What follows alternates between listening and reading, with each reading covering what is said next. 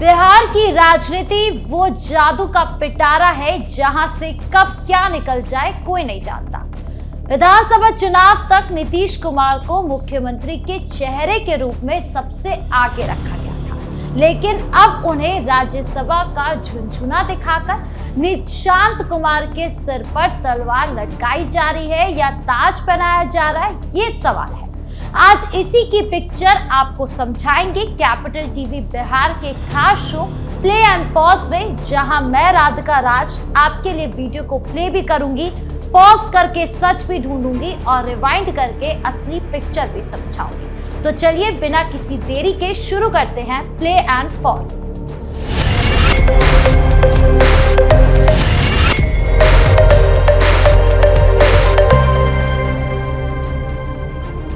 सबसे पहले आपको वीडियो को बड़ी स्क्रीन पर प्ले करके सुनाते हैं कि सीएम नीतीश कुमार के बेटे निशांत कुमार क्या बोल रहे हैं।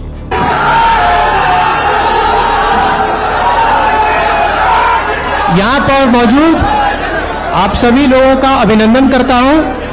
आप सब अपना कीमती समय निकालकर यहाँ पर आए, मैं आपका स्वागत करता हूँ, नमन करता हूँ, आभार व्यक्त करता हूँ। मैं जदयू के पार्टी कार्यालय आया हूँ, यहाँ जदयू की सदस्यता ग्रहण करने आया हूँ। मैं एक सक्रिय सदस्य के रूप में पार्टी का ख्याल रखने का कोशिश करूँगा। मेरे पिताजी ने राज्यसभा जाने का निर्णय लिया है, ये उनका निजी फैसला है, मैं उसे स्वीकार करता हूँ, आदर करता हूँ। हम सब मेरे पिताजी श्री नीतीश कुमार के मार्गदर्शन में काम करेंगे।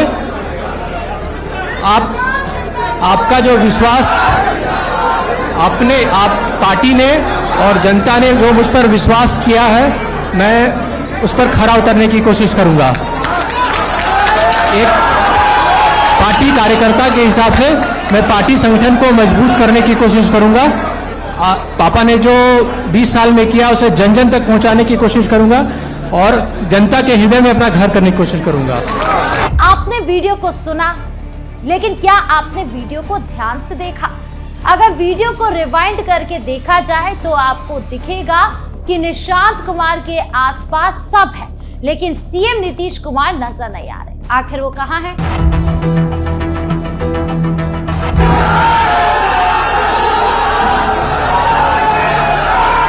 यहाँ पर मौजूद आप सभी लोगों का अभिनंदन करता हूँ।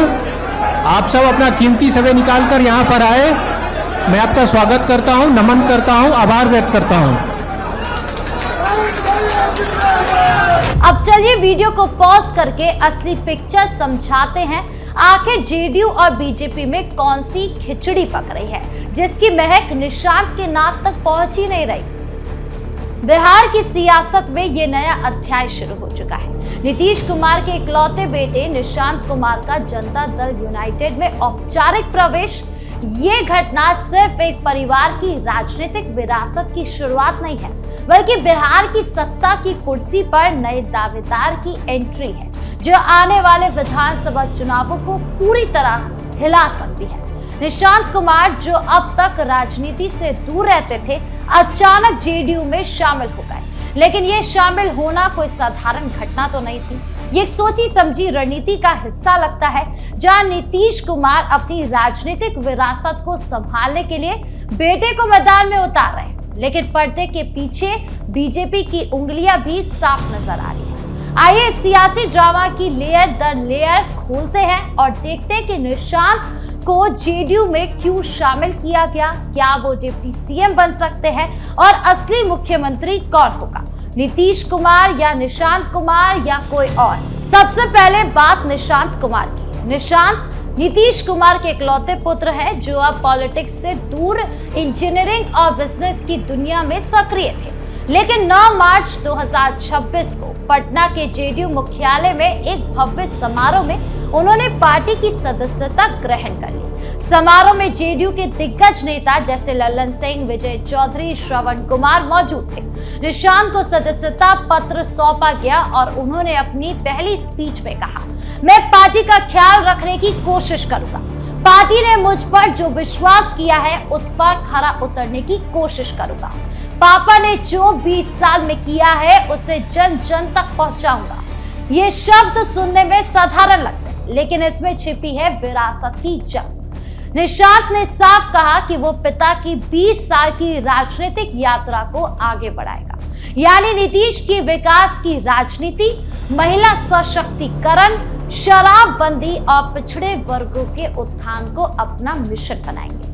लेकिन सवाल यह है कि क्या ये सिर्फ विरासत संभालना है या सत्ता की कुर्सी पर नजर है। अब असली पिक्चर पर आते हैं।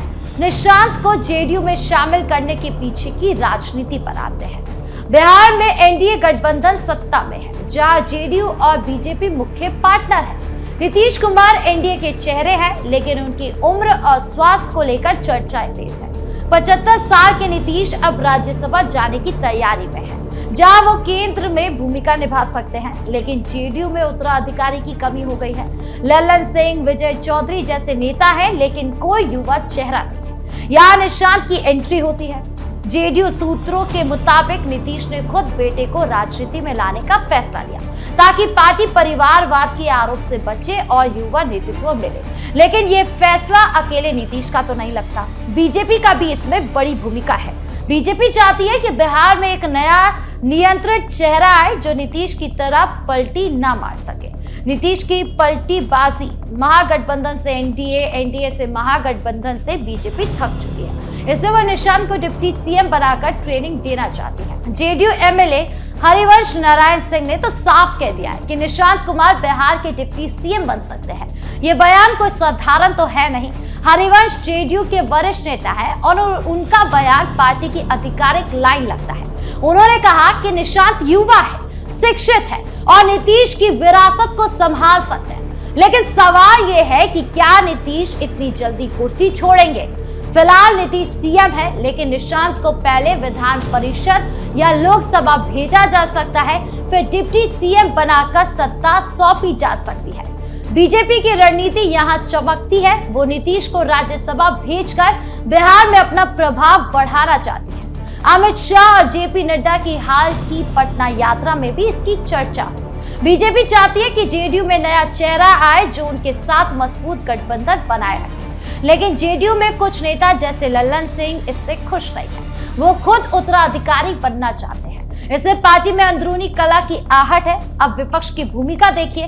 कांग्रेस के बिहार प्रदेश अध्यक्ष राजेश राम ने नीतीश पर तीखा हमला किया। उन्होंने कहा बीजेपी ने नीतीश को डिजिटल अरेस्ट कर लिया, यानी नीतीश अब बीजेपी के कब्जे में है और निशांत की एंट्री भी बीजेपी की ही स्क्रिप्ट है।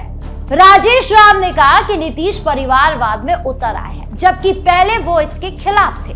कांग्रेस का दावा है कि निशांत की एंट्री से जेडीयू कमजोर होगी, क्योंकि वो राजनीति के नवोदित है और जनता से कनेक्शन नहीं है। आरजेडी नेता तेजस्वी यादव ने भी चुटकी ली। नीतीश चाचा बेटे को सत्ता सौंपकर रिटायर हो रहे हैं, लेकिन बीजेपी उन्हें राज्यसभा भेजकर बिहार पर कब्जा कर लेगी। महागठबंधन यानी कि आरजेडी, कांग्रेस, लेफ्ट इस मुद्दे को भुनाने की कोशिश कर रहा है। परिवारवाद, बीजेपी की कठपुतली और युवा वर्सेस अनुभवी की बहस छेड़कर। लेकिन अब सवाल उठता है कि क्या निशांत वाकई सीएम बन सकते हैं। सीएम की कुर्सी जेडीयू के पास है, लेकिन बीजेपी सबसे बड़ी पार्टी है। अगर नीतीश राज्यसभा जाते हैं तो डिप्टी सीएम सम्राट चौधरी या विजय सिन्हा सीएम बन सकते हैं, लेकिन जेडीयू विरोध करेगी। इसलिए प्लान बी भी है, निशांत को डिप्टी सीएम बनाकर ट्रेनिंग देना, फिर 2027 में सीएम कैंडिडेट बना देना। निशांत की ताकत बताएं तो नीतीश की विरासत, ईबीसी वोट बैंक और युवाओं, लेकिन कमजोरी भी है, अनुभव की कमी है, जनता से दूर रहे हैं। बीजेपी की मदद से वो ग्राउंड पर काम करेंगे, गांव-गांव घूमकर नीतीश की योजनाओं को प्रमोट करेंगे। अब सवाल यह है कि विपक्ष इसे कैसे भुना रहा है। कांग्रेस के राजेश राम का डिजिटल अरेस्ट वाला बयान, मतलब नीतीश अब बीजेपी के रिमोट कंट्रोल में है। वो कहते हैं कि बीजेपी नीतीश को इस्तेमाल कर फेंक देगी और निशांत को कठपुतली बनाएगी। आरजेडी का कहना है कि निशांत पॉलिटिकल नेपोटिज्म का उदाहरण कर रहे हैं, लेकिन जेडीयू का जवाब है विरासत संभालना गलत नहीं है, तेजस्वी भी तो लालू के बेटे हैं। ये बहस 2027 के चुनाव से भी पहले रोचक बना रही है सारी रणनीति को। अब भविष्य की पिक्चर आपको बता दें, अगर नीतीश राज्यसभा जाते हैं तो निशांत डिप्टी सीएम बन सकते हैं। बीजेपी समर्थन देगी क्योंकि वो जेडीयू को कमजोर रखना चाहती है, लेकिन अगर जेडीयू में बगावत हुई तो नया सीएम बीजेपी से भी हो सकता है। निशांत को अभी ग्राउंड वर्क करना पड़ेगा, रैलियां करनी पड़ेगी, सोशल मीडिया पर एक्टिव होना होगा और गांव का दौरा भी करना होगा। उनकी स्पीच में कोशिश करूंगा शब्द दिखाता है कि वो सतर्क है, लेकिन आत्मविश्वास की अभी भी कमी है। कुल मिलाकर ये सियासी खिचड़ी अब पक रही है। महक तेज है, लेकिन स्वाद कैसा होगा, मीठा या कड़वा? नीतीश की विरासत, बीजेपी की रणनीति, विपक्ष की चालबाजी, सब मिलकर बिहार को नया मोड़ दे रही है। क्या निशांत नया स्टार बनेंगे या सिर्फ विरासत के रखवाले बनेंगे, ये तो समय बताएगा। लेकिन फिलहाल ये प्ले एंड पॉज की असली पिक्चर है, जहां विरासत की जंग सत्ता की कुर्सी पर छिड़ चुकी है।